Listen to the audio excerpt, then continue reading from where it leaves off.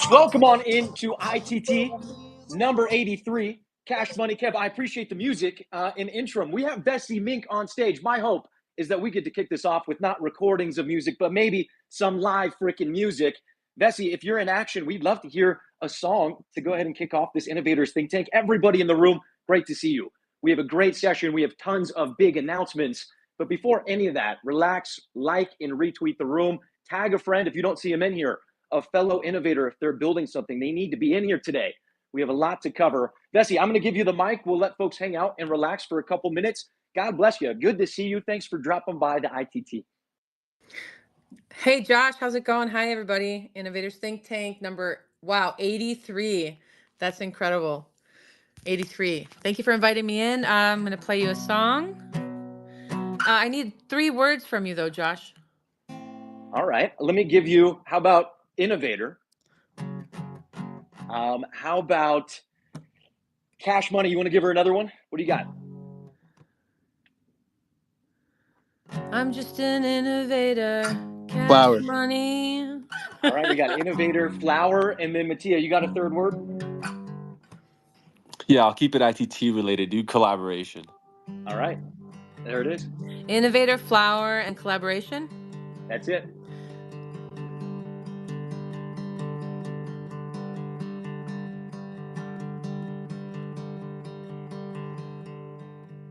I'm just a flower growing, becoming something more than the seed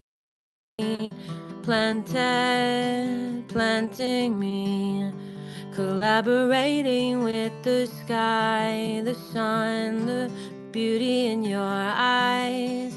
I'm just a flower growing taller every hour.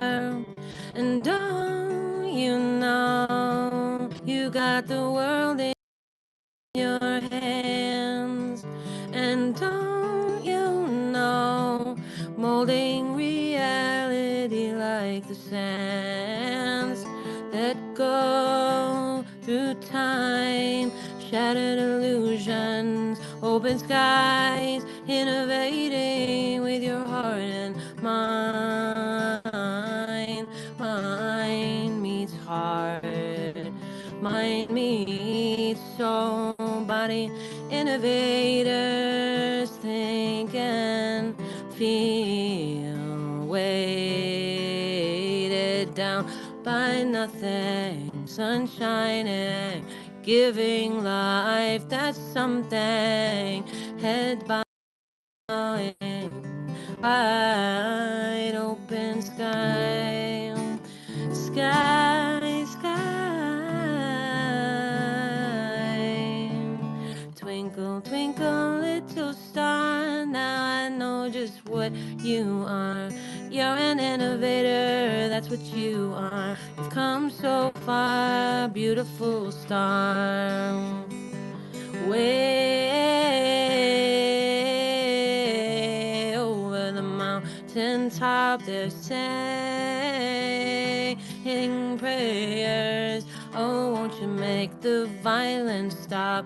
Innovating with peace and dreams. Save yourself first and save me. Yeah, yeah. 'Cause this land is your land, this land is my land. From California to the New York Island, from the redwood forest to the Gulf Stream waters, this land was made. I'm getting ready to do my talk. For those who are on the live stream, I'll be giving a talk on the hidden trap of assumptions. So while the music is getting going and they're bringing people into the stage and bringing stuff, I'm getting ready to do my talk. So if you're watching live, I'm going to be showing this stuff in just a few minutes.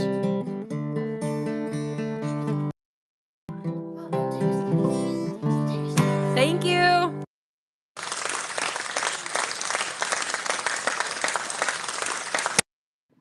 Bessie Mink making an all-star intro into the ITT. even that much better. How cool is it that you can take three different words, put them into a song, use an instrument, and create a melody for so many people who are listening? Vessi Mink, we love and appreciate what you do at the ITT. I view so many creative musicians as innovators at the heart of it, transforming beautiful ideas to beautiful music, beautiful impact. Vessi, is there anything that you want to share with the group of innovators before we get ITT 83 launched off the ground? Anything that you want to share with them, where they could find you, what you're doing next, what's going on in your world? Thank you again for stopping by. So good to see you. Hi. Thank you for having me, Josh. It's a busy Saturday. There's lots going on here. You can probably hear my family in the background. I just want to thank you for, inviting me, continuing to invite me to these amazing spaces that you do. You do them every Saturday, or is that correct? Yes, we try to do them as often as we can every Saturday. Some Yeah. Saturdays call for some different plans, but yes, every Saturday Cool. we are Well, here on X. Well, last night I had a show in Darien at a place called Q Bar. It has been since COVID, since I've actually played on a literal stage. As you know, I've played a lot on X, on Clubhouse, and in audio spaces, the audio space of audio spaces X. So it's been amazing. And last night was super fun. I played with a band called the Wellheads and then also the Larvettes. So they're punk infused pop. I'm going to have them both on my show Music Train, which is hitting season 7 on April 6th. And we almost have the 12 episodes filled. We have amazing talent. Mela B is going to be a guest on the show. Joe Nix is going to be a guest. We've got the Wellheads, the Larvettes, Dead Freddy. These are all like punk pop Chicago band, so I'm super stoked about that. And what else? The headlines. What should we do about them? That's a good question, right? All the news that we're seeing out there and how to digest it. Don't digest it. Invest your energy is my advice into the things that you can actually control, which of course that's an innovative thing in itself to discover what that actually is. So I've just been focusing on songwriting, my family, being a mom, and working also an IRL job and music train starting again. So I'm super excited to be here today. And just thanks again. I can do one more before I go if you'd like. If not, no worries. And I see Sarah is here and also a lot of other familiar faces. So shout out to everybody in the space. I'm super happy that people realize how much their contributions and sharing the space and inviting their friends and reaching out to other people to kind of make it a bigger deal that everybody's spending their time here on a Saturday at this hour. That's Yeah. right. Vessi, I'll say it is so cool that you're back out there playing on stage. Number one. Number two, well done launching season, what is that, 12? It sounds like Season you're 7. Season 7. We've had about, season 7, yes. excuse me. Music. That is incredible. Very, very good stuff on your end. It sounds like you're moving the needle in a lot of ways. How could I turn down another song? Okay. Everybody in the audience, go ahead, take a moment, like and retweet the room. Let innovators know what we're doing here, what we're about to jump into.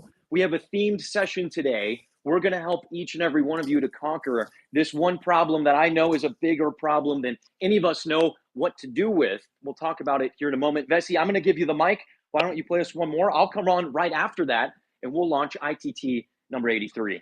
Let's do it. Very cool. Thank you. Thank you, Josh. I did pin the article by my co-founding partner, BK Han, out of Singapore. He wrote something for Medium about Music Train. So if anybody wants to check it out, they can. Also, I'd love to have you on the show. So we can talk about how music changes everything. And wouldn't it be cool to actually see what that looks like in the last 200 years, how music has. I think I'll do this one, written by Bob Dylan, made famous by Jimi Hendrix. And I did this last night.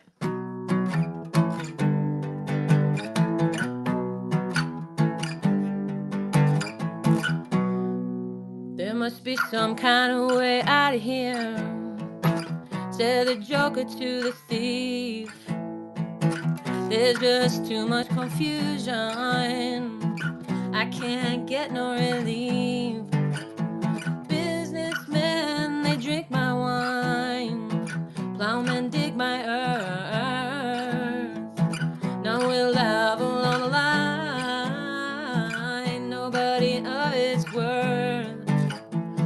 No reason to get excited, the thief he kindly spoke. There are some here among us who feel their life is but a joke. Your life in a joke. Two riders were approaching,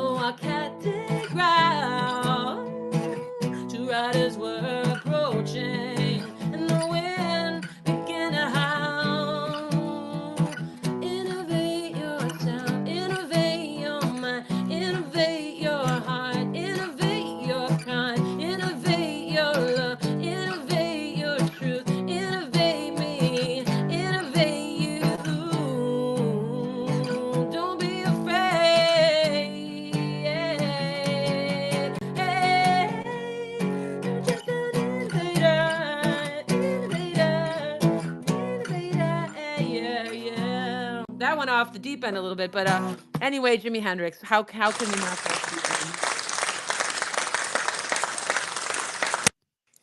Bessie, there is no way that went off the deep end. That was awesome. That is custom. That is here to rock and roll. I had goosebumps there for a minute. Way to make it happen. Thank you for coming, Bessie. Have a great Saturday with your family. We can't wait to catch you later on. Good luck with everything you're doing. Right on. Thanks. Take care, everybody. Thank you. Have a great convo. Folks, we are doing it. Welcome to Innovators Think Tank, week number 83. 83 sessions now of helping innovators to transform ideas to impact. Folks, if you're working on a project, a business, or an idea, let me tell you, you're in the right place to collaborate, to connect with folks who have different backgrounds, different talents, different resources, a place where we believe that collaboration is the new currency, a place where we believe that the quality of our questions determines the quality of our results. And I'll tell you what, we don't have the questions personally every time to uncover the insights that we need to craft the impact that we want to see in the world. So folks, thanks for joining me on Innovators Think Tank week number 83. A couple key announcements, a couple things I want to talk about. We'll go to the agenda, go over that, and then we're jumping right into it. As I mentioned, today is a themed session. Today we're going to be talking a lot about assumptions. Now, before you assume what I'm saying there, they say assumptions is making an ass out of you and me, if you were to write it out. Each and every one of us have assumptions in the things that we are building that might be true, that might be false, in relationships we have, in any place we're trying to make impact. The insights that we need to craft solutions that are most meaningful are not always validated. We don't have those. So today we're going to be talking more about assumptions. We're going to dig that up through a couple different lenses. This themed session today is going to be world class.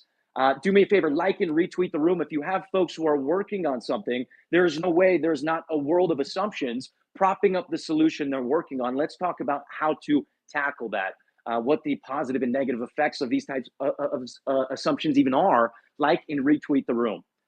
Before I go to the agenda, talking more about the theme for today, we have launched the ITT Incubator is now open for application. I've seen a bunch of applications come in. Folks, we're taking 5 founders.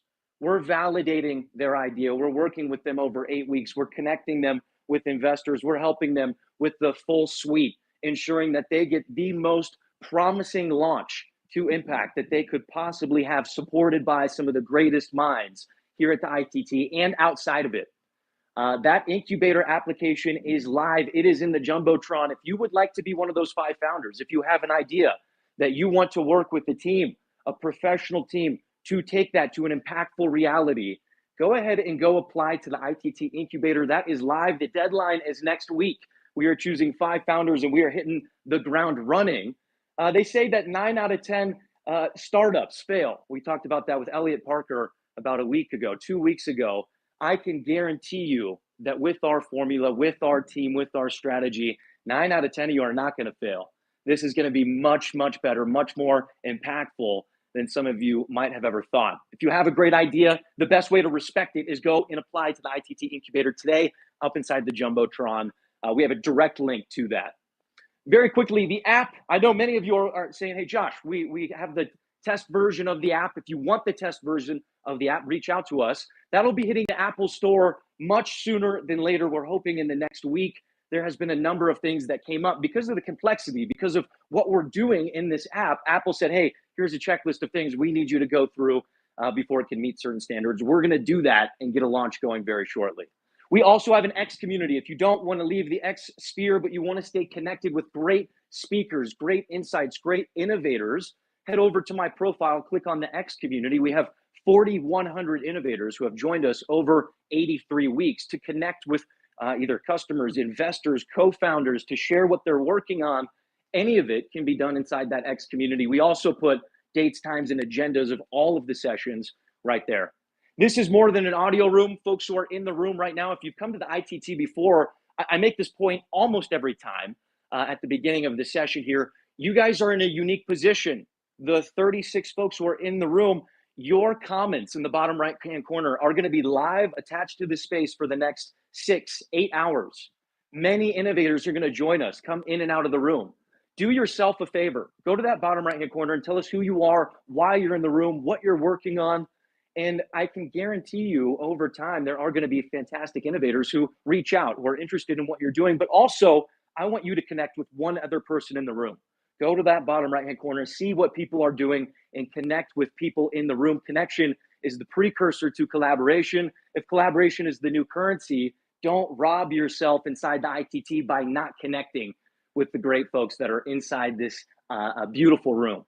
We will have 60-second pitches are coming next week. We have a couple of people who are pitching. They're refining. They're coming back to do it again. If you'd like to get on that list and come pitch live here in the ITT, go to innovatorsthinktank.com/apply. You can also just go to ITT and hit apply to pitch in the upper right-hand corner.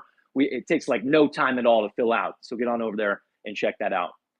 Those are all for the announcements. The last thing I'll say, again, that innovator incubator, the ITT incubator, will close next week.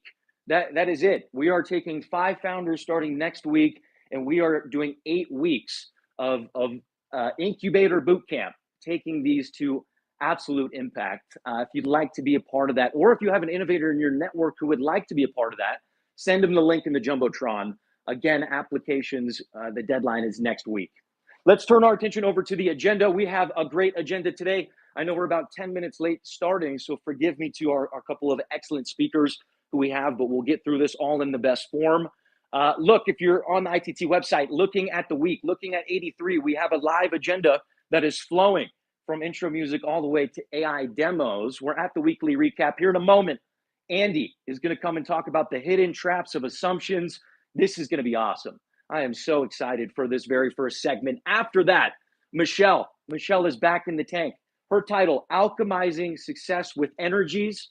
Before you say, hey, that's an abstract title, let me guarantee you, our dear Michelle comes in as a heavy hitter, bringing great content all the time. I can't wait to see what that title stuff is going to live underneath that. This is going to be phenomenal. Our third speaker of the day, The Power of Asking Hard Questions by Conrad, our man who is deep in the world of interpersonal communication, of psychology, of business. He's going to help us understand the power of asking these hard questions. We're doing innovator insights, highlights. Innovator highlights are going to be right after Conrad. That means anybody in the community working on something who wants to come up on stage, share what they're doing, and maybe ask for some collaboration. Maybe you're looking to connect with somebody or need something to hit the next level. We're here to help you do that. We're here to help you get some exposure quickly to innovators in the community who have that diverse a set of skills that can help you unlock new aspects within your project, within your team, and ultimately within the impact that you want to make. Innovator highlights are on and going to be rocking before AI demos, where we end the evening with our partners over at the Tech in Schools. Folks, that's it. Thanks for bearing with me. I know we had a bit more music than usual. We had some longer notes. I really wanted to drill in that this is probably the one time you're going to hear me live before the deadline of the application to the incubator. So later on, if folks have questions or thoughts when we're going to innovator highlights, please feel free to come up and ask those or put them in the comments. This will be the only time that I talk about it live. So folks who want to join that, again, 5 founders are going to be selected. It doesn't matter how far along you are in building. It doesn't matter how great or how bad you think your idea is. The question is, how seriously do you want to take it? How much do you want to respect the amazing solution that you believe you're holding in your hands? Now it's time to show that. Head on up to that Jumbotron. Apply today. That's the last note I'll give.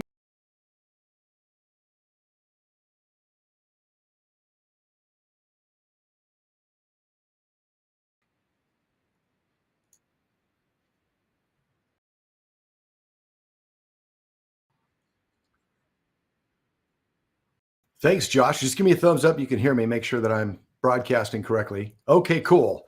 All right, so let's get started. So here, I want you to think about this. I was in a big meeting one day.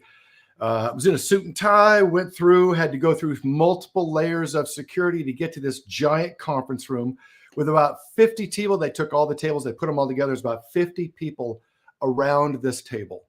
I'm on one corner, and on the far, far corner, there's this guy down there explaining how the project ended up in its current state. He's talking about 5 years of history. 5 years ago, we did this, and then this happened, and my blood was boiling. And at one point, I just blurted out, I totally interrupted, and I said, hey, we ever going to talk about what's going on now? Or are we just going to talk about ancient history? Oh boy, that was so bad of me. He was setting up the conversation to say, we're going to work together to fix this stuff. At least if I had kept my mouth shut, that's not what actually happened. Or at least, that's what I think he was going to say. But my assumption was he was just throwing us under the bus and backing over us a bunch of times. And I was just not having it at all. And so I wanted to start with that idea because we've all felt that. We've all interrupted. We've all thought something that wasn't true. So let's talk about what is an assumption. Why do they happen? What actually is it? An assumption is when you think you know something, but you don't. And you're not sure, but you act as if it's true. It's an assumption, right? There's good assumptions and bad assumptions. We'll get that into a minute. And I'm sure that Conrad and Michelle will talk about all of the deeper thoughts as we go on. But let me just go ahead and set the table for everybody, right? So what is the list of a reason why assumptions happen? The first one, the most obvious one, is we don't know something, so we're filling the gap, right? You've been in school and the teacher said, Andy, what's the answer? And you go, I don't know. And he goes, oh, it gives you the bad look. And he goes, okay, Susie, what do you know? Or baby, what do you know? And you think, even if I didn't know something, I probably should have just said anything. Even if I'm wrong, it's better than just saying I know nothing. So filling the knowledge gaps, the first reason why why we create an assumption. The second reason why we create an assumption, typically, by the way, it's not in any order, just you can write these down or take them whenever you want. But the second one is to expose that or avoiding exposure, avoiding what people think, right? That goes along with the third option, which is presenting oneself in the best possible light. Oh, I want everybody to think nice of me. I want everyone to think I'm smart. I want everyone to think I'm good. I know everything. And remember, we're trained to do this in school and by our parents. What color is that? Blue? No, Johnny, that's purple. Good try, but that's actually blue. Okay. Well, I'm going to assume that everything is blue, sort of kind of blue or whatever. So I don't expose myself and I make myself look like the best possible version of myself. So I assume some answer. Right? By the way, every single thing we're talking about is a written or verbal response. You can't assume with your toes. You can point with your fingers, but again, it's about communication. So assumptions are all about communication. The next one, the fourth one I have written down here is we simplify complex situations. Oh, that happened before. I know what that's going on. Oh, we'll just do that one again. Okay. All right. Well, I know that. Oh, of course I know that when they move that piece on the chessboard, this is what's happening. Of course. We're simplifying something very, very complex. Do you know why he said that? Do you know why she said that at that moment? Do you know why the politician said that? It's because, and then some huge, giant backstory.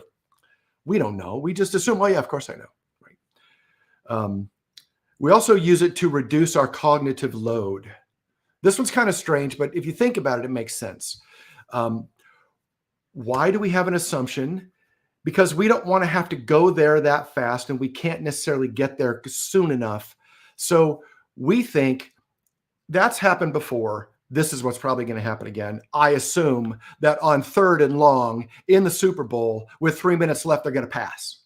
I assume that because that's what's happened in the past. And I don't want to go through thinking about every single play that they did beforehand. So we reduce our cognitive load. And then the last reason I just pulled out of my ear was influences from the past experience. In the past, when this happened, when given the situation, I assume this is the result because I've seen it happen 9 or 10 times in a row. But that's not necessarily true. Again, it's an assumption. We're assuming something is going to happen.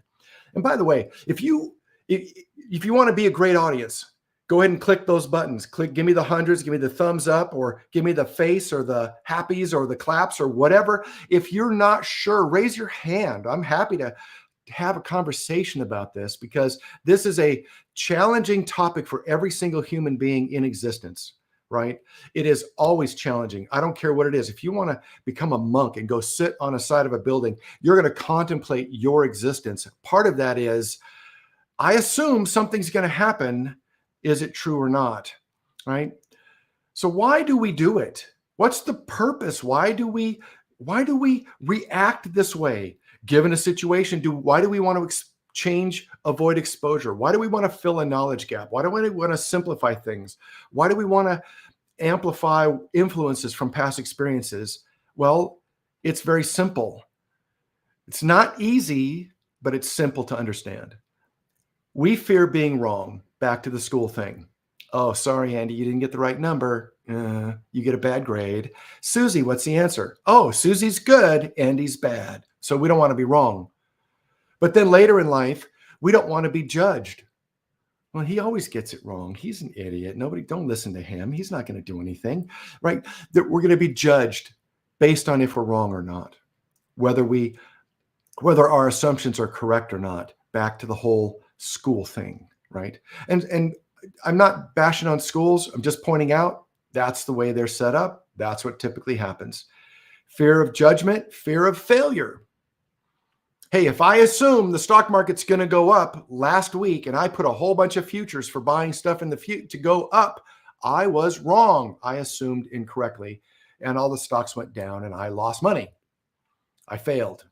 Fear of the unknown is something that always causes people to assume to protect their own sense of self, right?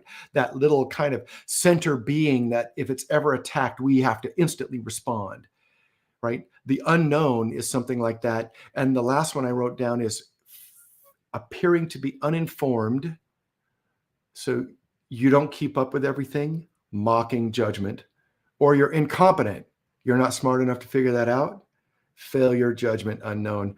All of those things have a tendency to attack our individual sense of self, which is what we're protecting with assumptions. So what do, right? What happens with negative assumptions, right? There's multiple kinds of assumptions, but let's assume that whatever you think is true, but you don't know it's true, but you think the worst. That's an assumption. That's what typically happens. That's what we're going to try to avoid. In a minute, I'm going to talk about positive ones. But negative assumptions. Why didn't they text me back? Oh, they don't like me. Well, you're assuming they don't like you. You're assuming that because you don't know. You don't know that they're busy or their phone ran out of batteries or they're in an important meeting with their boss or they just went in to sign mortgage paperwork and they don't really care about whether they're having drinks tonight at 5 or 6. They're in doing something more important to them. It has nothing to do with you. But your negative assumption can cause that to be a problem. It can cause a problem in your relationships. Obviously, I don't need to explain that. We can talk about it 100 times, but it happens consistently. We think something, we justify some idea in our brain, and then what happens? Then we express that to someone else. Whether it's true or not, we assume it's true. We always assume everything we say is true, and that's what causes the problems. It can damage your finances. Oh, it can damage your finances in a massive way. I think that our stock is going to go up. I'm going to buy more of it. Okay. I think that we're going to have more sales next year than we do this year. Therefore, I'm going to hire a bunch of people.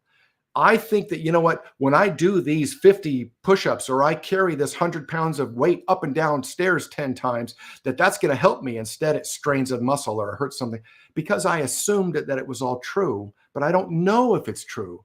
I didn't prove that it's true. I just assumed that it would be true. And so there's a challenge along all of those kind of pieces, a challenge in those things. But, assumptions aren't always bad. There's a good side of assumptions. Let me explain how assumptions are used in every single day life that you may not realize, but they are every single day in some areas, in some disciplines, in some kind of functions. And they are critical to success, okay? If you've ever done a contract negotiation where you've done a mortgage or you've done, you're signing up to do an offer so you're going to buy services from someone else or you're going to sell services to someone else, there is almost always a little section, either at the beginning or at the end, that said, these are the basic assumptions. We assume X, Y, and Z. We assume these conditions are true. Therefore, this is what I'll be able to offer. If I'm alive, I can deliver services to you. If I pass away, guess what? Contract's null and void. There's a bunch of clauses in contracts that happen like that, but almost always, at least in the negotiation stages, there is some set of assumptions that baseline the details. And part of that reasoning, and there's lots of lawyers and there's great, amazing legal minds who are on these kind of spaces who can help with all the legal definition. I'm not a lawyer. I've done lots of contract stuff in my role as in project and management and other things. But the reason is that, hey, if there's an assumption that turns out to be false, we can go back and renegotiate, right? Every time you go to a big company and they do a budget negotiation, we've got this much revenue for this year and we're going to break it up. And this is how much goes into the PMO project budget. This is how much goes into sales and marketing. This is how much goes into fulfillment. This is how much goes into resources. This is how much goes with debt consolidation and, debt service and cost. And here's facilities. And there's a set of assumptions. We assume this is what the revenue is going to be for next year. Therefore, we can have this discussion and decide how we're going to break up the pie because we all assume the pie is this big. Or we assume there's a investment in infrastructure or an investment in training or an investment in facilities. We're going to put that as an assumption in the budgeting activities every time we go through a budget. You do this yourself. If you think you're going to get a raise next year, you start calculating that extra $200 a week. Where does that go? Am I going to pay off a bill? Am I going to do this with it? You're assuming that's going to happen in the future. You don't know for sure, right? Every time we do a design for architecture, you're going to get a new computer. You're going to plug it into your Wi-Fi network. Take that idea times 10 million and figure out, okay, we're going to get new servers for the web front end. We're going to get new servers for the load balancers. We're going to create a different pathway to do management of this stuff. We assume this much traffic at eBay. By the way, I did a project a long time ago that provided services to Amazon and eBay, servers, big giant servers in a rack. We built the whole thing, put them together, shipped them fully loaded to their data centers. And we were the whole project was about planning their future capacity. And we only did, the entire project was built on assumptions. We assume this growth, this traffic, these details, therefore, this is the servers that you're going to need. This is the amount of CPU compute you need. This is the kind of processing. These are the kind of networks. This is how it would be built into the entire architecture, blah, blah, blah. We would do all of that design and planning work to build the architecture and ship them the stuff, right? We're going to do architecture. You're going to do design. You're going to do any other planning activity. You're going to increase staffing. You're going to have a merger. We're going to do an investment. They all include assumptions. Now, again, what was the primary thing we talked about? Assumptions. Assumptions are things we think are true, but we don't know for sure yet they're true. And so there are formal disciplines around risk management, project management, program management, organizational change, etc. Literal discipline, books, training, courses, certifications in risk management that rely heavily on assumptions, right? So the problem is very simple. An assumption is something you think is true, might be true, but you don't know it's true or not. And typically the only way you find out that assumptions are true is after the fact. And so every time you talk about the future, when the current administration is talking about we're going to do these things with tariffs and it's going to produce this result. Assumption, we don't know it's true until we prove it. When we talk about this energy going here and it's going to increase your bill by 50%, assumption, we calculated it, but we don't know. And I'll give you a real example that was about 15 years ago. I worked on a project where, and I'm not going to use the organizations, but a federal organization told the state, you're not doing this. If you do this, you'll get this result. And we went, okay, fine. Great. We understand what you're saying. And so we implemented those things in the state organization I was working in. And what happened was the behavior assumed that it would continue the same exact way. As soon as we implemented the new process, the behavior changed and the results were not as expected. They were not the assumption. And so that I've seen that happen at a scale that impacted millions of people. I've seen that where it impacted millions of dollars. I've seen where somebody said, this is what we're going to do. When we do X, Y will be the change and Z will be the result. And the truth was, we heard X, we did Y, and it didn't turn out to be Z. It turned out to be some other letter. And then we had to go back and adjust. And by the way, that is typically normal. So if we're going to talk about assumptions, the trap of assumptions is very simple. Yet it's not a fact. So let's talk about how we get them to become facts. What techniques we can use. How can we validate things, right? So here are some validation techniques, and some of these are formal, some of them are not. Some of them are kind of crazy, but if you come with me on the journey, you're going to see how they actually make a difference. So the first one is, you always challenge the assumptions in the attempt to either prove them to be true or invalidate them and replace them with something else. So if you know for sure that the sky is not purple, the sky looks blue, it's not actually blue, it's actually just refracted light because of the color of the sun and the way that the light goes, okay, fine, but it looks blue to us. How do you prove or invalidate it? When you prove that that's the color blue, that's the sky blue color, now that doesn't become an assumption, that becomes a fact. You can reproduce it, you can see it, you can do it over and over again. Or if I said my assumption is the sky is purple, and then we can say, nope, that's invalid. The sky is not purple, remove that. The fact is it's blue, or it's closer to blue than purple. Okay, fine. So here, how do you do that? How do you go about it? Okay. There's 3 different ideas that I use to validate facts. Everything in my life, I do one of these 3 things. One is, there's a technique called a red team. And a red team is deliberately seeking out to find the weakness. They seek out and find weaknesses, typically in a physical or emotional dissidence. In other words, they try to break your stuff. They try to break into your building. They try to emotionally attack you or change something different because they're looking for and seeking out a weakness, a red team, right? So red teams came from the military. Here's my plan. We're going to invade, California. And when we invade California, here's the plan and here's what we're going to do. And this is what we think the response is. They bring in a red team specifically to go check, well, can the trucks roll that far? Will the trucks get stuck in the mud?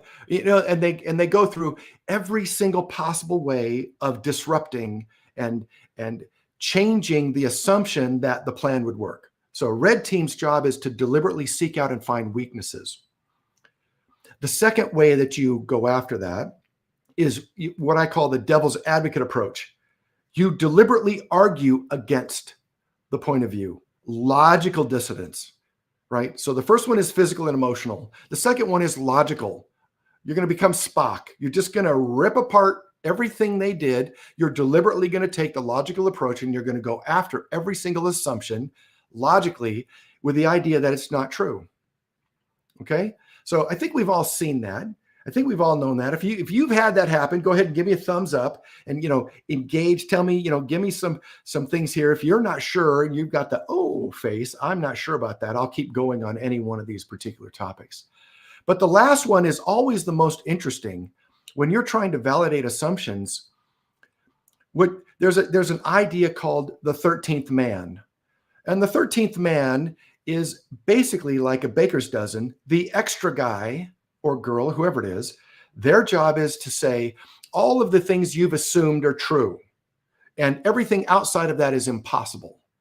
The 13th man job is to prove the impossible is possible.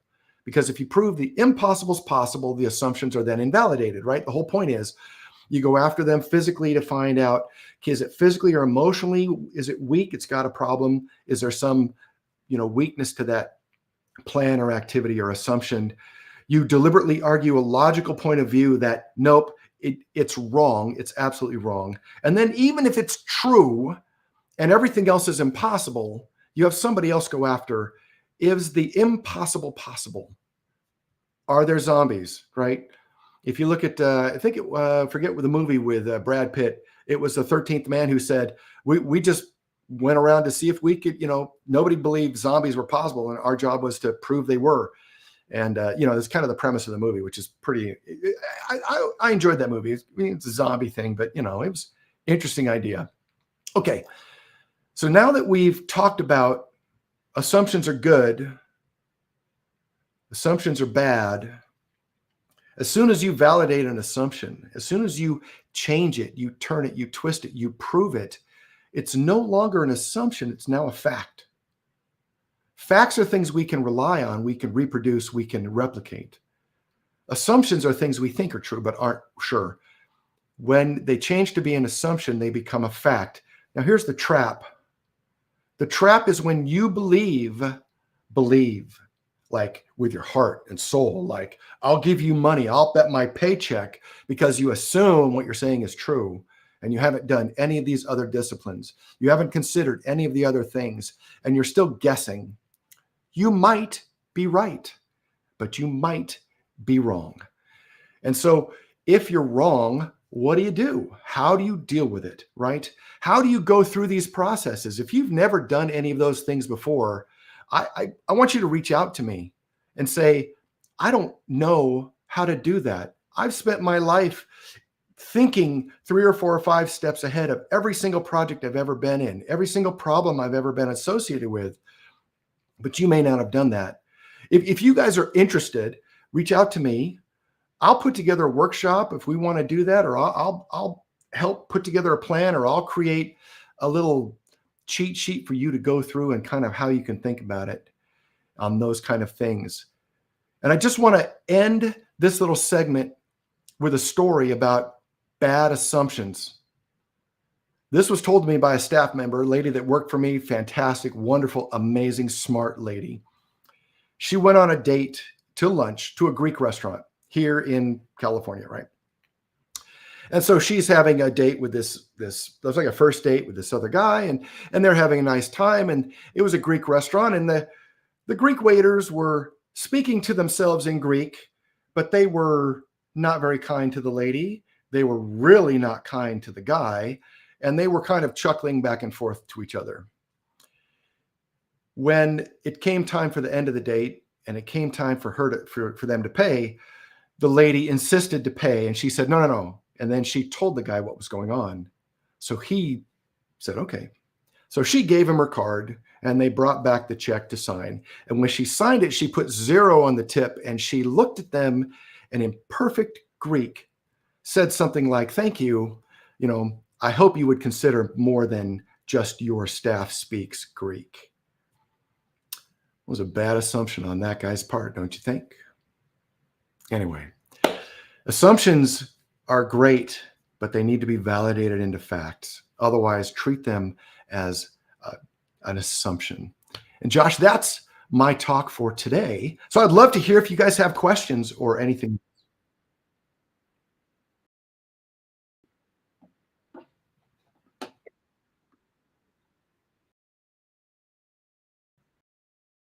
So I'd love to hear if you guys have questions or anything.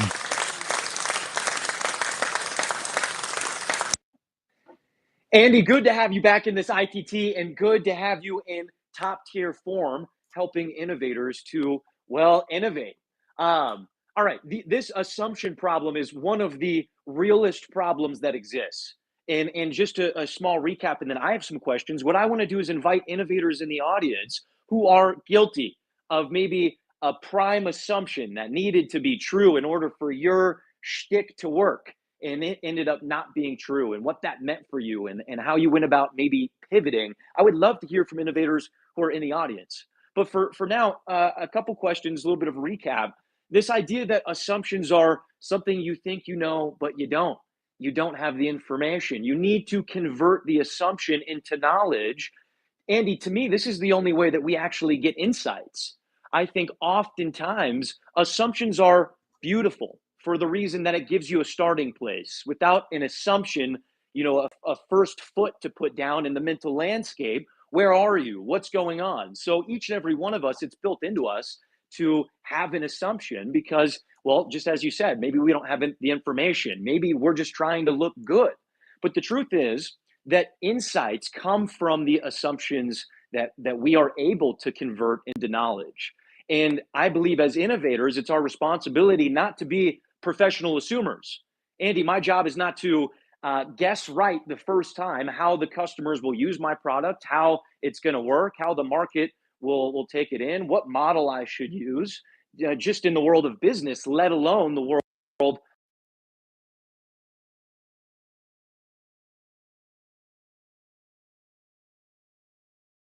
Buddy, I actually had a call come on in. If I have assumptions that I have not converted to knowledge, I can't use knowledge, the intersection of key pieces of knowledge, to find insights that allow me to do something with a higher degree of confidence. What I notice, Andy, all too often, and I even notice in myself, is the assumptions give me a starting place. But when I just go off in that direction of whatever I think is true, rather than look at, well, what things am I assuming also need to be true, given, there's more foundational assumptions than there are, in a complex assumption, there's a few things that need to be true for that complex assumption to be right. What I noticed all too often, Andy, is what you pointed out at the beginning, that we assume and then we start acting, we start building, we start talking to our significant other in a way that we should, building something we shouldn't be building. The list can go on and on. Too many false assumptions creates a delusion. When you act in a delusion, you're not in touch with reality. You will not build a product or act in a way that you're proud of. In your world of thinking, Andy, how important, would it be for innovators to have a reflection, not in a false degree of confidence, but almost challenging even the things they think they know very well? How does this ultimately help to create a more cogent picture of reality in our minds rather than just running off with our delusions? Well, the first thing is that it's arrogant to think you know everything. Let's just be honest, that nobody knows everything. Nobody. I'm really, really good in a little tiny narrow space, and everywhere else, I want people to help me understand, because I may be able to add value in a certain point, but I should assume that I'm always wrong a little bit about everything. Even if I've done it for 25 years, doesn't mean that today, like, AI has changed a lot of the world. People who were great writers in the past, AI has written and had read everything they've ever written and everything everybody else ever read, including Steinbeck and Hemingway and on and on and on. And it can write just like everybody else did. It can write just as good or better than all of us. And so to assume that I'm better than what I can produce might be wrong. And so if you can adopt the idea that it's okay for you to be corrected, or okay for someone to help, help align you a little bit better. You're going the right north, right? But you might be going at 5 degrees instead of 0, 0. You may need a little bit of, correction, and there's nothing wrong with that. And if you ask people, hey, did I do good or could I do better? And they say, well, you did this. And, well, hey, am I exactly right? Or is there some more information that I don't know? That's the way I do it. I just assume if given more information, I might come up with a different answer, or I might come up with a more precise answer. I may even be going the right direction, but with more information, I'll probably do even better. Andy, I love what you said, especially at the beginning, where you said how like naive, or essentially how silly could we be to think that we're so right, all the time. If anything, assume that you're a little bit wrong, even in things you've had 25 years of experience doing.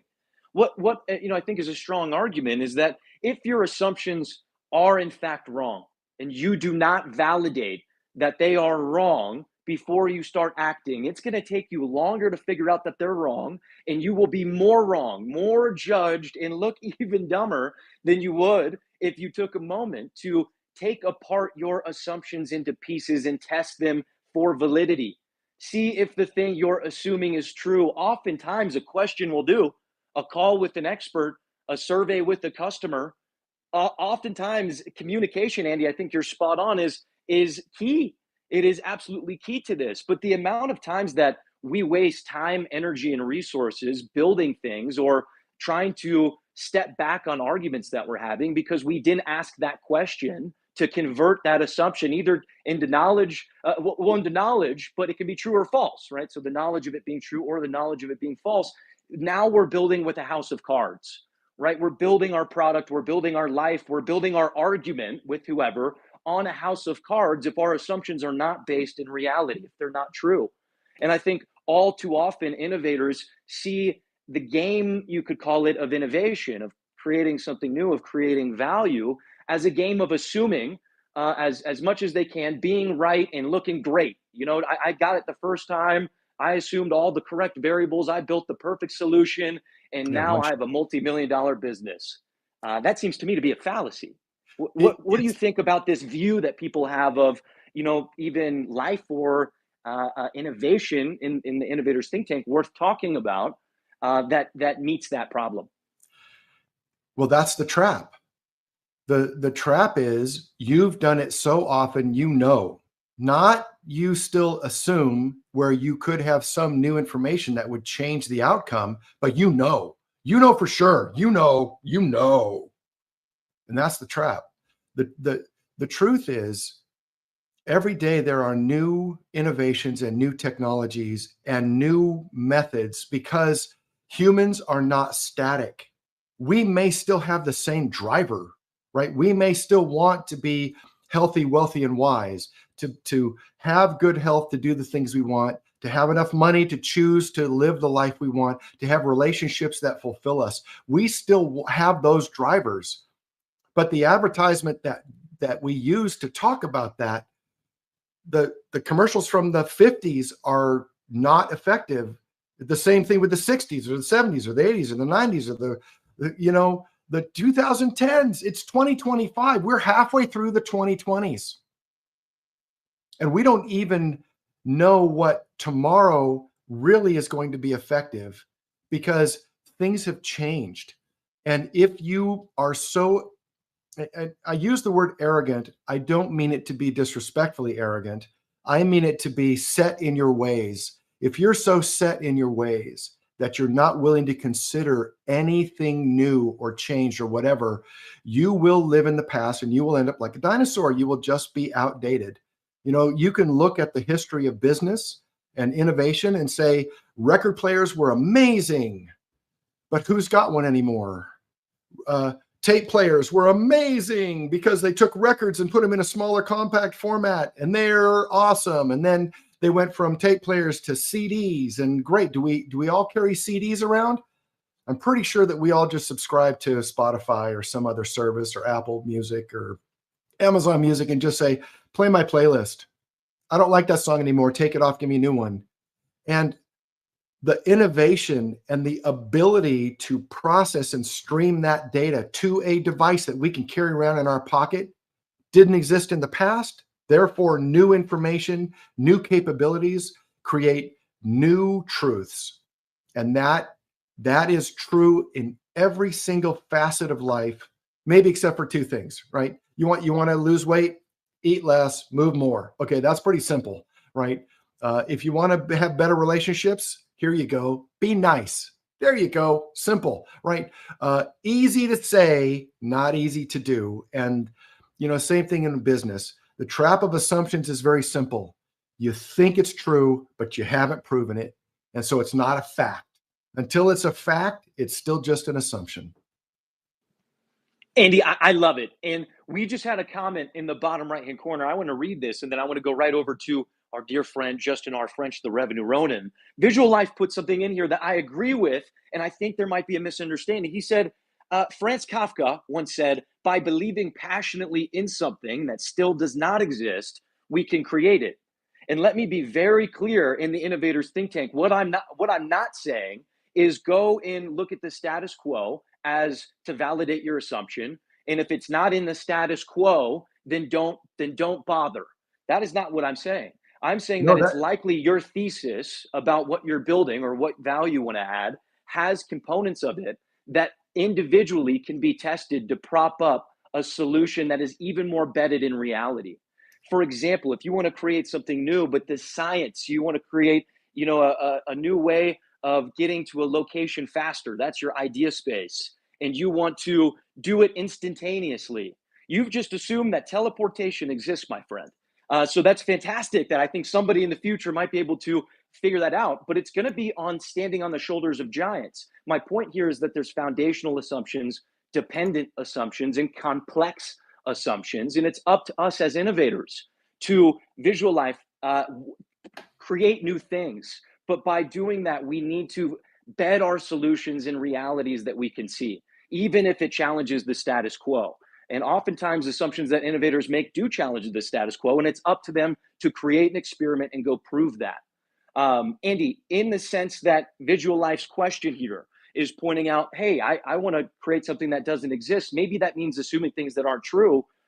How would you weigh in on this? Again, for me, you can't eliminate all risk in innovation. That's not what we're saying. Eliminate all risk, go validate every assumption. If they're not all validated, don't build it. That's not what we're saying. We're saying, to what degree are there assumptions that you can't prove that are involved in your solution? And if it's far too many, your chance of failure goes way through the roof.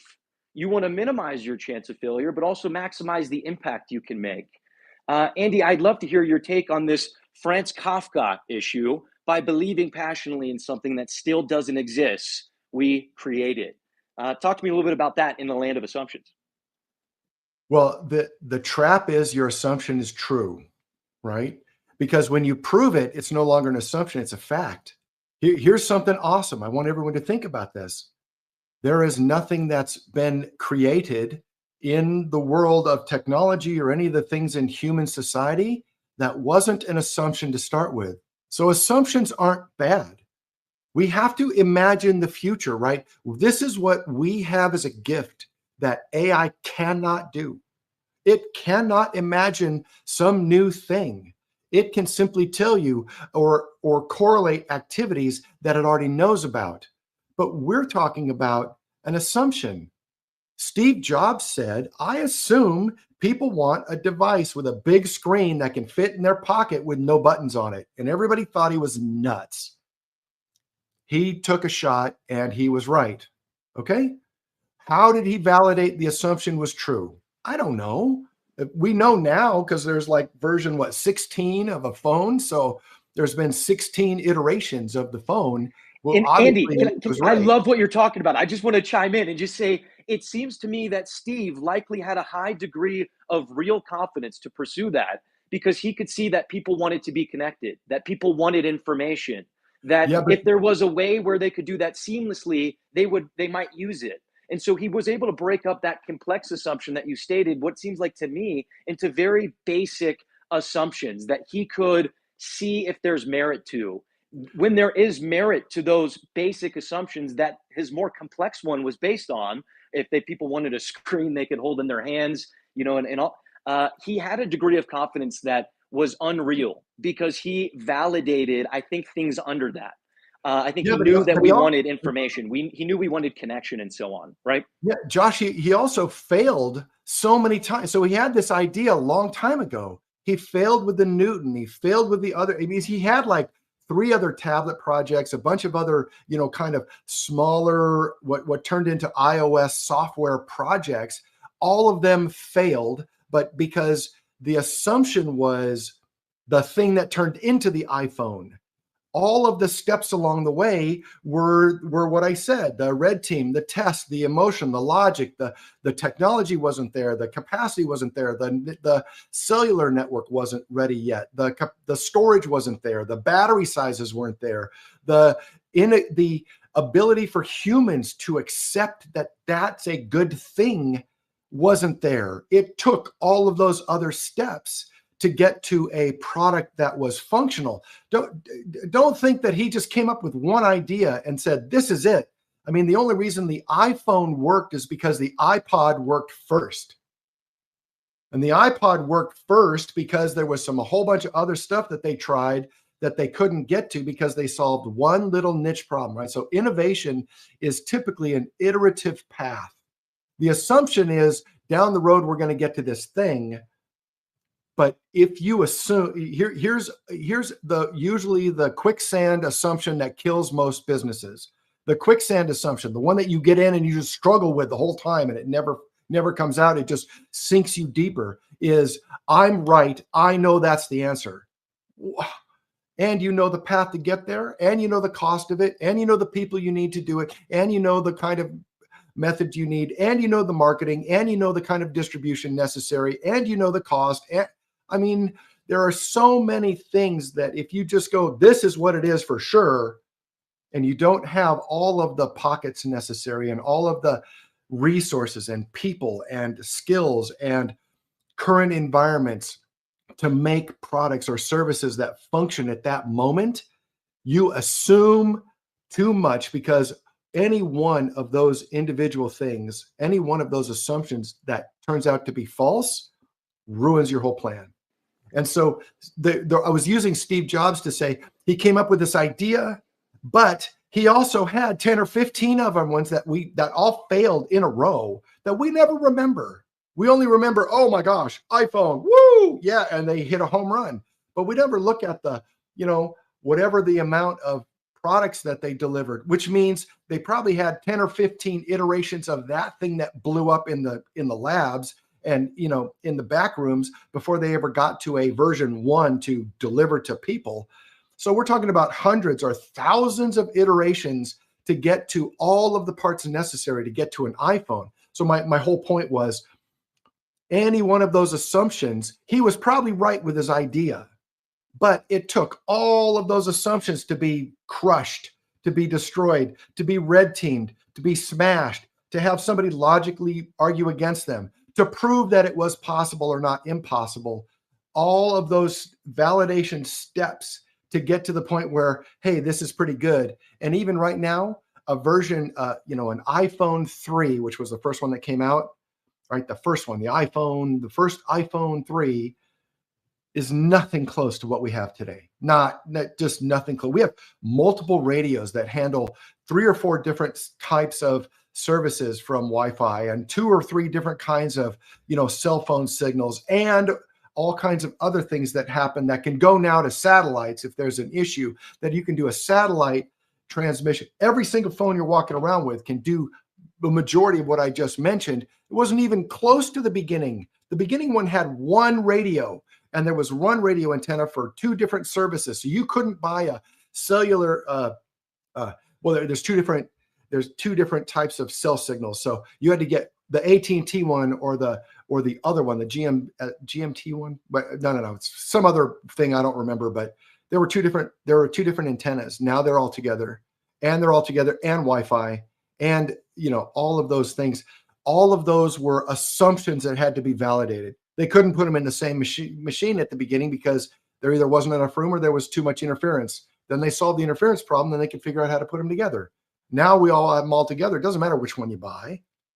You just turn it on the network, you buy software. The radios and the antennas are already embedded in the whole stupid device. So all of those assumptions continue to iterate. And you're an innovator.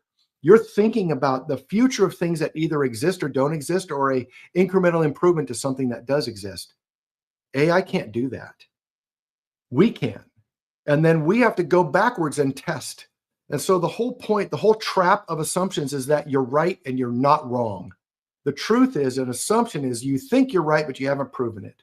And so if you can prove it, then it becomes a fact and it's not an assumption anymore. So the trap of assumptions is you think you're right without proving it.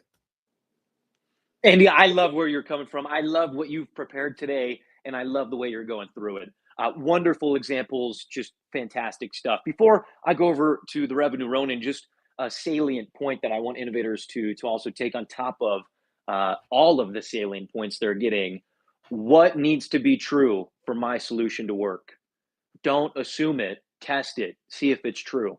There are going to be things that you can't test and that will be hard to prove that they're true. That is part of the bet you're making as an innovator with what you're building, because that's inherent. But we want to minimize that. I am far too sick of hearing 9 out of 10 businesses or innovators aren't able to launch or even have a business for more than a couple of years, because I think it comes from an assumption problem, to be totally honest with you. So I love what you've done today, Andy, to help innovators see this more. to overcome that, to build something that has fit for the people they want to serve by hearing from those folks first. There's a lot of great stuff here. I want to go over to Justin. Justin, good to see you on stage. Any questions, comments, thoughts for Andy while we have him? Sir Mike would be all yours. Yeah, thanks so much, Josh, and hope the dad life's going well. Good to see you this Saturday, as well as Cash Money, Kev, and Mattia, and yeah, everyone in the audience. And a great job, Andy, on the speech there, as usual. Always top form. I just wanted to maybe touch on a point when it comes to assuming relating to marketing and results of clients. So, a lot of clients, and we all want this, right? We want, what is my guarantee for return on investment, right? We all want that, right? Who doesn't want that, right? And so we can assume potential projections, right? But I had this experience recently with one of my lawyer clients that, ultimately, I don't control Google ads, right? Or Facebook ads, right?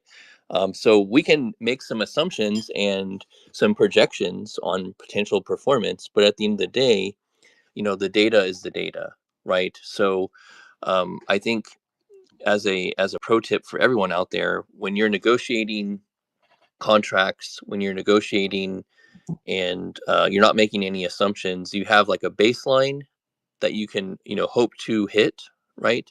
And just make sure everyone is aligned there. And yeah, at the end of the day, again, we don't control these platforms. We're at the mercy of them. But so yeah, those were just kind of some of my initial thoughts. But yeah, great job. I think it's much better to over communicate than under communicate, in my experience.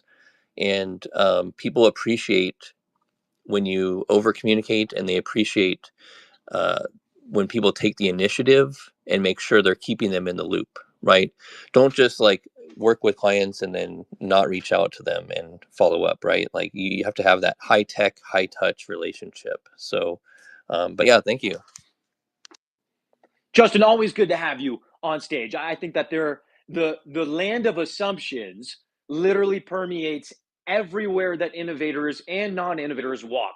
It is just period, end of story. There's a real problem here where we think that we know something to be true, but we haven't yet proven it as true, but we're pretending like it is. We are acting in form and building as such that is true. Let me just give you guys a degree of confidence. I actually saw a statistic from people who did a study on validating assumptions. They proved that you could likely move the curve of successful innovation and startup tree by 60%, from 90% failure to 30% failure rates for innovators by simply validating the insights that prop up your solution, by simply doing that, minimizing what you think is true. Now, I don't know about you guys, that is an astounding statistic. That instead of 9 out of 10 of us in the room who are building something, if we go ahead and take a moment and we plot out what needs to be true for our solution to work and test those things before we build the solution, all the time, energy, and money that goes into building a solution, my friends, not only are you going to learn more about that industry that you're going to serve and your customers, but it's very likely that you'll craft a solution that looks a little bit different, or maybe vastly different, in Steve Jobs' case, perhaps, than the one that you had started off working on. Our assumptions, when aggregated, become delusional. And I want to push innovators away from that. I want to move the curve of success inside this think tank. Andy, I think you've done that. That's why I'm spending more time kind of pinning in on things that you had brought up. One of the greatest teachers that I ever had in my time at university said, all of us are either trying to be right or like to avoid being wrong, right? Yep. That's what we're trying to do. We either try to look good or try not to look bad, in other terms. When you're an innovator, you're naturally going to be wrong on a number of things. The things that you're assuming about your vision for the world or some product or something is likely going to be wrong. And the job that you have is you don't want to be wrong in the long term because you did not validate what you could have early on. Now, Andy, The question that I have that I want to circle back to, and then I'll in the bottom right, if anybody has things, also innovators who want to come and grab the mic and talk with us, put a hand up. I'd love to hear from you. You talked about the why. You said being wrong, being judged, looking dumb. We are in an innovator community where it seems to me the number one thing that matters, and it should matter to these folks, is building something that can make an impact, not being right the first time when they do so. What sort of tools or ways of thinking or mindsets have you embraced over time, Andy, to say, well, it really doesn't matter if I'm wrong, judged, or dumb. It matters what I can do. It matters the product of my work, and so on. Can you talk to folks in the room who are not over that hump, who are not there yet? They still are like, I won't even get on an X Spaces stage in case I mess up speaking, like Josh just did, right? So I think that we have somebody else grabbing the mic, coming up to grab the mic. Andy, if there's people in the room, innovators who are trying to get over this, maybe there's a coolness in being wrong because now you've just saved yourself false platforms of walking on, so to say. What are your thoughts here, Andy? Yeah, you hit. Well, the first thing is the reason that we assume things is because we were trained that we have to be right all the time. And the truth is you don't. And the second thing is, as soon as you leave school, and I'm kind of assuming most of the people who are on this call are outside of school, but I don't know. I would think so. So if you're in school, cool, give me a thumbs up and I will retract my statement. But here's the way that you can overcome everything. Okay? Everything. Overcome every doubt you ever have. Overcome every concern, every assumption, right? You know what it is? Time. If you do something 1,000 times, the likelihood of it being true is way better than if you do it one time, or worse, you imagine it 1,000 times and then you think you're right. If you do it 1,000 times, if you do it 100 times, if you're a Spaces host 100 times, you know you've screwed up more than 100 times and it doesn't matter. If people come back tomorrow and the next day and the next day and the next day and the next day, and Josh, this is number 83. It's not like you've been perfect 82 times. You've screwed up so much, but nobody cares. In reality, nobody cares. It's not about being perfect, right? The only game that I know of that you can get accolades from being quote unquote perfect is bowling. Everything else is just some degradation and you just want to be less. Golf is, you can't shoot a perfect golf score. There is no zero in golf, right? You can never, ever hit 1,000 in baseball because someone's going to walk you on purpose and you can't go 1,000, right? You can never throw all strikes as a pitcher. You can never, ever go your entire life without an error. You can never drive without moving out of the lines. You can never color without going out of the, it's impossible to be perfect. And I think that's a good thing. If you embrace it and you say, I'm really good at this one little tiny space. And, I need to talk to Cash and Mattia and Michelle and Conrad and Justin and Josh and everybody else, because you guys know so much about things I know nothing about. I'm happy to share where I've come from and what's happened. But to get over the hump, listen, just keep going. If people are unhappy with you, listen, right now, I guarantee you there are people unhappy that you are speaking English on a space, talking about being an innovator. There are people in the world that really, really, really are unhappy with that situation. So just go ahead and assume, or just know for a fact, there are people in the world that are not happy that we're able to do this, period. Therefore, you already have haters. You already have somebody who doesn't like you for just sitting here and listening to somebody talk about it. Okay, great. Now you're not perfect. Cool. Check the box and then just go down the list. I don't care what you guys do. And I think I've said this before. I only come to talk. And first of all, thank you for the gracious invitation to talk. but I'm here for one person. There is one person listening right now, either listening right now or listening to the recording, that this will impact their life. I'm only here for them. All the rest of you get to listen in to me coach that one person. That's what I'm here for. One person. And so if you think I'm here to get lots of people to do stuff, or lots of people to send me things, or lots of people to buy stuff, I used a funny accent there in case you didn't get that. I'm not. I'm here to make an impact in one person's life today, this time, which I can never ever get back. And you can never ever get back this other time that you've listened to me. Thank you for that. And I appreciate it. But one person, I'm here to talk to one person to change their life so that they can change the destination of their future, of their family, of their community, of their state, country, whatever. That's what I'm here for. One person. And so that's why I don't care if there's 10 people or 100 people or 5,000 people listening today. And if all but one of them hate me, cool. I'm here for one person. And I keep showing up every day for one person to read what I wrote, to make a difference in their life. That is what I'm all about. That's how I get over it. Andy, I love it. I absolutely love it.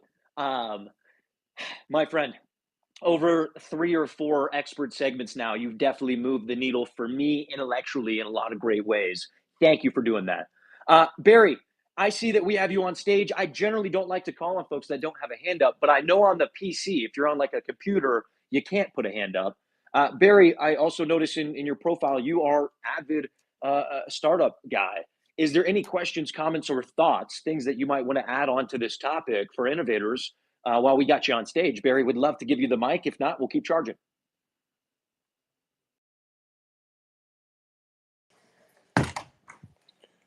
Hey everyone. Hello, Barry. How you doing? Is there any questions that you had for Andy? Anything that you wanted to add on to the conversation? Yeah, super excited to be here. Hello everyone. Super charged to be part of the Innovators Think Tank. This is my first time here, and I heard a lot of good things so far. And Andy, you rock, and I actually love your perspective about everything you said, right? So I just want to share my contribution, right? Just want to say one or two. I would start with a quote by Thomas Edison that says, "I have not failed, right? I've just found 10,000 ways that won't work." So that's like saying, uh, failing as an innovator is not a setback like most view it, right? It's necessary. It's actually a necessary stage, right, to actually uh, process creativity, right? Through the process of creativity, if you don't fail, I don't think you can actually succeed. So failure is very crucial in innovation, right? It actually exposes a couple of flaws that needs to be fixed. So, and for me, it builds my resilience as a startup guy. I have I have run a couple of startups and I've failed, and I keep going. I keep trying out things, getting the right perspective every now and then. But the summary is, if you don't actually start and fail, then you will never actually get anything right. So it's honorable to fail, right? And we should see things. We should see failure as a step, or I see failure as a step to uh, become a better innovator. So yeah, that's just my contribution. And Barry, I thank you love it. so much, Josh, for the opportunity. I love everyone here. Barry, I Great to want be to say, here. I think that we should come up with a different word for failure. It is like it's too universally used in different contexts that it just doesn't work for what we actually need. And I love the things that you highlighted there. You know, you have to get going, you have to fail to see Yeah. where you need to make some changes. We got to come up with a new word. I don't know if anybody is creative enough to figure that out, to figure out a new word for failure that actually makes it sound like it's a really good thing. Put that in the bottom right hand corner. I would take that as a keynote. Awesome. Look, we're at right about that hour mark here inside the Innovators Think Tank from starting. We had some great music earlier today from the one and only Vessi Mink. Folks, we are at the point in this very first expert segment where if there's any last questions, comments, or thoughts, now's your time. Other than that, Andy, I think we've answered most of them. So what I'd love to do is open up the door for you to go ahead and grab the mic, share with innovators what's going on in the world of Andy. You're doing a lot of spaces, you're doing a lot of cool things. Also, any last notes that you want to put on the assumption problem here, which is so real and so damaging to time, energy, money, and the fall of products that could be. That I think today, through some of your discussion, hopefully we move that curve a bit. Andy, I'll give you the mic. Any last things that you want to share with innovators would be welcome, sir. Yeah, the world needs you. The world needs people to create companies. The world needs you to start businesses. The world needs you to provide services and products to everyone else.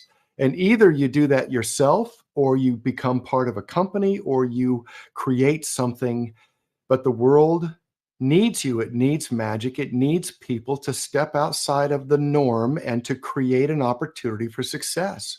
That's what innovation is, right? If everyone ran their own company, if everyone had a little farm and we only worked for ourselves and our families, we wouldn't even need to talk about it. We'd have a totally different perspective.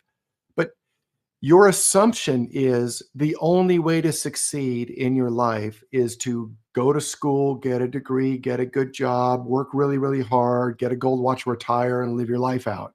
That is not the way. That is not the only way to live. That is an assumption. That's a trap. You should prove it. Prove it by finding other people who have done it, do what they do. If you want to learn, find somebody else who's done what you want to get done and just do what they did.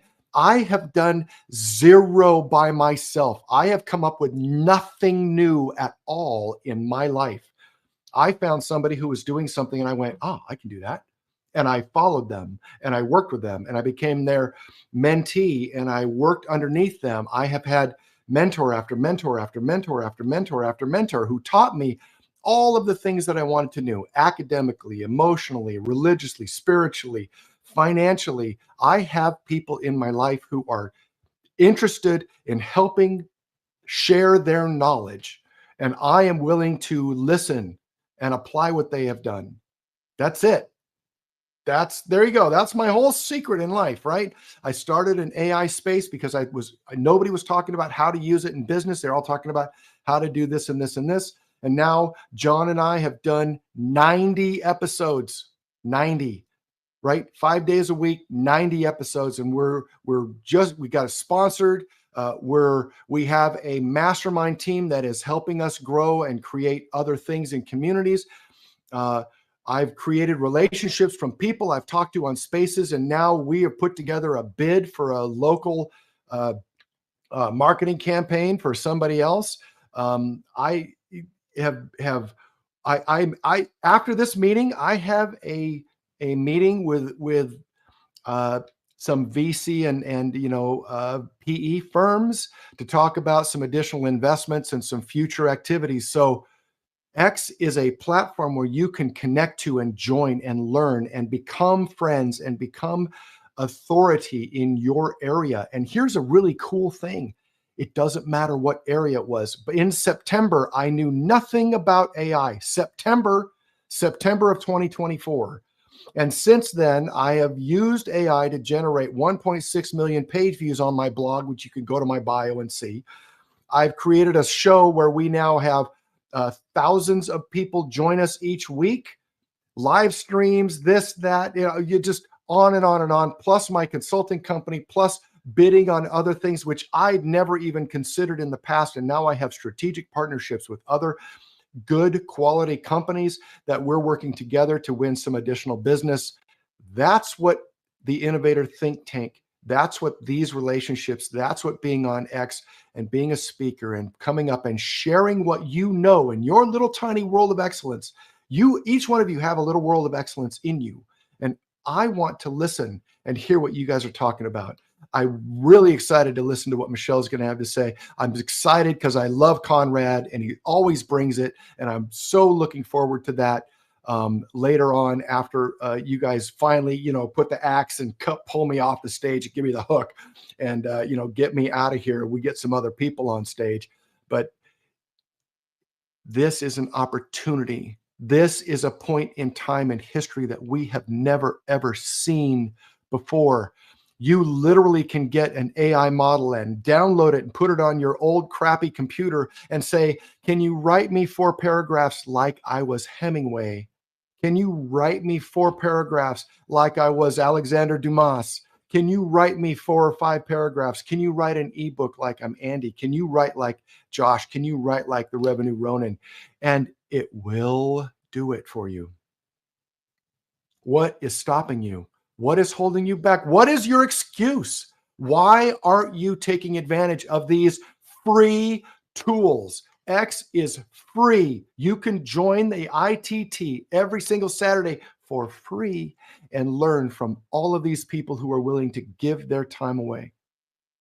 There's no excuse because the world needs you. They need you to start businesses. They need you to be an innovator. They need you to create products and services that other people need. And if there's already 1 million people who are selling how to use Twitter or how to do personal branding, but you have a resonance with your people in Nigeria or your people in California or your people in Ohio who are struggling or whatever, you are the difference maker. And the world needs you to step up and take your shot.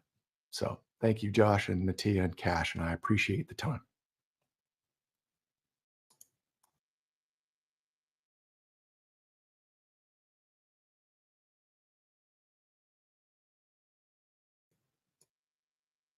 Absolutely love having you. Oh, let's get it fixed. Can you guys hear me now? All right, Andy, it is so good to have you inside these sessions. I'm sorry, I must have had another technical difficulty.